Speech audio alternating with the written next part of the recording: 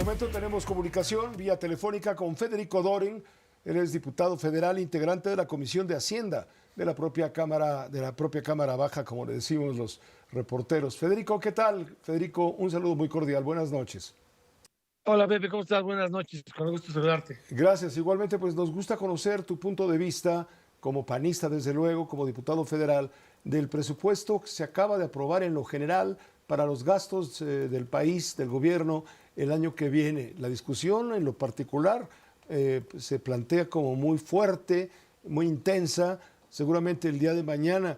¿Por qué? ¿Por qué al PAN, al Partido de Acción Nacional, no le convence el presupuesto? ¿Simplemente por llevar la contraria? Pepe, no nos convence porque no tiene un saldo favorable. Déjame explicártelo así a tu auditorio.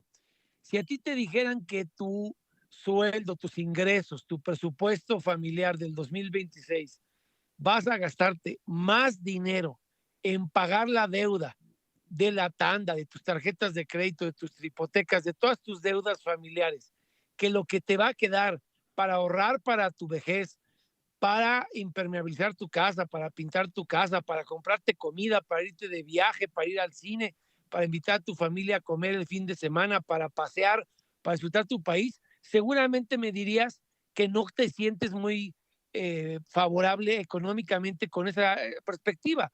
Todos quisiéramos poder tener más dinero que ahorrar y gastar para el día de hoy y mañana que pagar deudas del pasado. Y así es el presupuesto. El presupuesto vamos a pagar de los impuestos de todos los mexicanos 1.800.000 millones de pesos en pagar la deuda de López Obrador y Morena, que duplicaron en 7 años, pasando de 10 billones a 20, que en los programas sociales, que es de lo mejor que hay en el presupuesto. Pero los programas sociales son 980.000.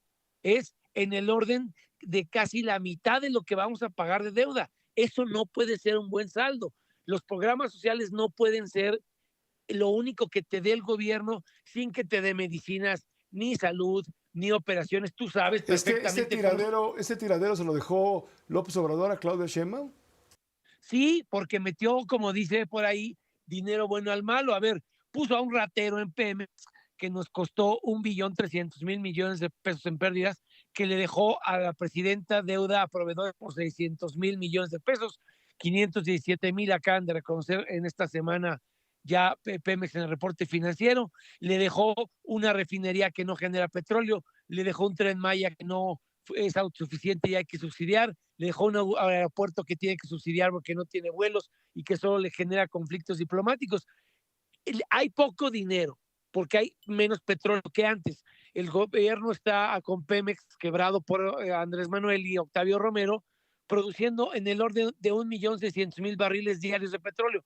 Pues cuando nosotros éramos gobierno en el PAN había 3 millones al día. En el gobierno de Peña el promedio era entre 2.400.000, 2.500.000. Entonces hay menos petróleo. El petróleo hoy representa para el país en el orden del 15% de todos los ingresos fiscales, de impuestos. En los gobiernos anteriores, si éramos un país petrolizado, pues recibía cerca del 40%. Entonces, menos petróleo, más deuda, un país más avejentado, porque pues el régimen de pensiones y jubilaciones ha crecido porque este bono demográfico pues se nos ha estado yendo y ahora gastamos más nada más por edad en las pensiones. Es decir, nos estamos encaminando a un colapso financiero, dicho de manera suavecita.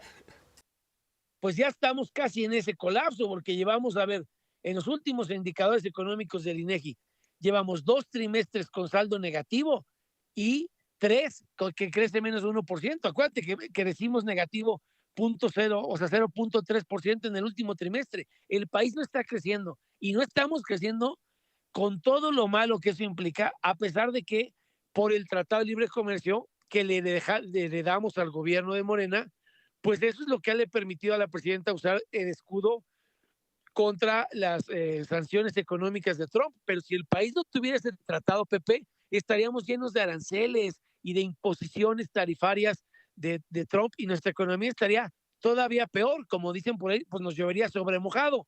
Ojalá y esa renegociación, yo creo que el secretario Ebrard es uno de los pocos funcionarios buenos que hay en el gobierno, de los que sí dan resultados y en los que nosotros sí tenemos cierta confianza de que pueda mantener el tratado lo más favorable posible para México.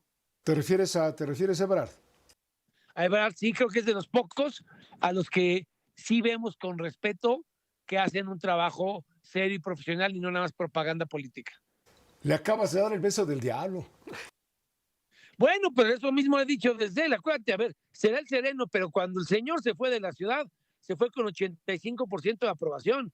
Ninguno, ni el Rayito de Esperanza, ni Sheinbaum, nadie jamás se ha ido de la ciudad con 85% de aprobación ciudadana. Entró con el orden de 38% y salió con 85%. Pepe, tú con toda tu trayectoria periodística, es al revés. Los políticos entran con un porcentaje de aprobación y se van desgastando a lo largo del tiempo. El propio Rayito de Esperanza, pues no salió tan bien librado de su gestión. Acuérdate cómo ganó Ebrard. No ganó con muchísima holgura que digamos a Demetrio Sodi en ese año. Bueno, entonces, si este país va rumbo al colapso financiero, va a la quiebra, ¿a quién imputas tú la responsabilidad? ¿Al panismo de Felipe Calderón? ¿Al priismo de Enrique Peña Nieto? ¿Al morenismo PT verde de Andrés Manuel López Obrador? Porque obviamente hay responsables, hay huellas, hay evidencia de que hay un delito. Sí, a ver, todos tenemos algo que responder en la historia. Todos los partidos que hemos sido gobierno por la incapacidad de una reforma fiscal que amplíe la recaudación sin recargarse en los mismos contribuyentes de siempre. Esa reforma fiscal que todo el mundo sabe que es necesaria, pero todo el mundo evade por razones electorales, es una responsabilidad de la que en la historia tendrán que responder todos. Pero hay dos cosas que, perdóname, sí han cambiado con respecto a toda la historia. Antes había excedentes petroleros que las mayorías del PRI y el PRD determinaban el presupuesto que se fueran a los estados, no se los quedaban los gobiernos. Ese era un México del pasado. En el México de hoy, ¿qué hay? Guachicol fiscal que no existía, que inventó Morena por 600,000 millones de pesos. Si eso no lo hubiera inventado el hijo de ya sabes quién, el que es agregado comercial de México en Tokio y ahora es coleccionista de arte, tendríamos de sobra dinero para medicinas, para operaciones, para vacunas, para carreteras, para todo lo que hoy día no existe en el presupuesto. Le acaban de quitar hasta el dinero de las medicinas gratuitas. Imagínate lo quebrados que están. Entonces, el cambio del gobierno petrolizado y los excedentes petroleros quizá mal invertidos y muchos casos dilapidados por corrupción, palidece al lado del huachicol fiscal, porque el huachicol fiscal, Pepe, es el dinero que se roban en las aduanas los hijos de ya sabes quién, y ni siquiera entra al gobierno, nada más entra a sus bolsillos de la mano del narco con el que lo meten y luego lo obligan a vender en expendios ilegales o pseudolegales a los mexicanos. Acuérdate lo que dice la acción de gasolinerías, que 3 de cada 10 litros de los que consumimos en México son huachicol. Entonces, eso no existía, lo crearon ellos y es malo para las finanzas públicas y es un hueco que nunca había existido. Y el otro, pues Pemex, siempre se decía, que decía Peña Nieto, pues que se le habían acabado los huevos a la gallina de huevos de oro, pero ahora la gallina ya no da huevos, la gallina ya se murió y se murió por la corrupción de Octavio Romero Oropeza.